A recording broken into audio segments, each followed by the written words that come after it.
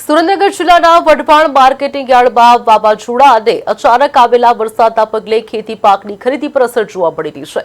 માહિતી મુજબ ટેકાના ભાવે થતી તુવેરની ખરીદી હાલ તાત્કાલિક બંધ કરી દેવામાં આવી છે। સાથે જ ખેડૂતોને પોતાની ઉત્પાદિત જણસને વરસાદથી બચાવવા માટે ઢાંકી રાખવા સૂચના આપવામાં આવી છે। યાર્ડમાં ચાલી રહેલી ઘઉંની ખરીદી પણ તાત્કાલિક શેડમાં ખસેડવામાં આવી છે, જેથી પાકને નુકસાન ન થાય। આ ઉપરાંત શાકભાજીની આવકને પણ ધ્યાનમાં રાખીને માલ બગડે નહીં તે માટે ઢાંકીને અને શેડમાં જ ખરીદી વેચાણ કરવા સૂચના આપવામાં આવી છે। વરસાદ અને વાવાઝોડાની અસરને કારણે યાર્ડમાં સંગ્રહિત ટેકાના ભાવે ખરીદાયેલ તુવેરને પણ સલામત રીતે ગોડાઉનમાં ખસેડવામાં આવી રહી છે। તંત્ર દ્વારા ખેડૂતોને જરૂરિયાત મુજબ જ માલ વેચાણ માટે લાવવા અપીલ કરવામાં આવી છે, જેથી વ્યવસ્થા જાળવી શકાય અને નુકસાન ટાળી શકાય।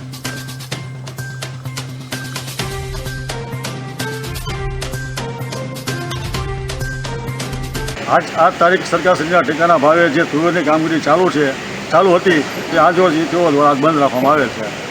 ઘઉંની આવક પણ ચાલુ છે, તો શેડની કેવી વ્યવસ્થા? શેડની વ્યવસ્થા સરસ છે, વાંધો નથી કોઈ જાતનો। અને ઘઉં આવે છે ટૂંકમાં ખેડૂત લઈને પોતાના અને પોતે ઢાંકીને લઈને આવે છે, કોઈ ચિંતાનો કંઈ।